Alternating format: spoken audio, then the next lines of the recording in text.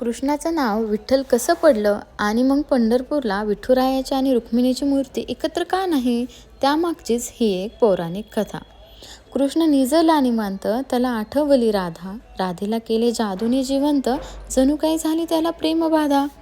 समोरून आली रुक्मिणी, कृष्णासवे राधाच पाहिली, डोळे झाले लाल लाल, म्हणे मी कृष्णास सोडून चालली. कुठे गेली रुक्मिणी कोणास बाई ठाऊक, कृष्ण भटकतोय तिला शोधत होऊन व्याकुळ भाऊक. पोहोचला बाई कृष्ण शोधत तिरी चंद्रभागेच्या, आणि रुक्मिणी दिसली दिंडीर वनात पंढरीच्या. कृष्ण मनवितो रुक्मिणीस, पण ती रुसलेली फार, म्हणतो कसा अगं रुक्मिणी, कसा करू मी तुझ्या विना वैकुंठाचा संसार.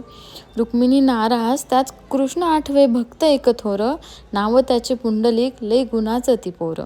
पुंडलीच्या घरी आली कृष्णाची ग बाई स्वारी, पुंडलिक करीतो आई बापाची सेवा, ठेवून उभा विठेवर कृष्णाला दारी.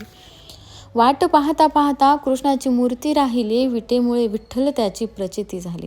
28 युगे झाली लांब उभी राहून, रुक्मिणी रुसवातो धरी, अवघ्या भूमंडळाचा संसार बघत विठ्ठल उभा विटेवरी.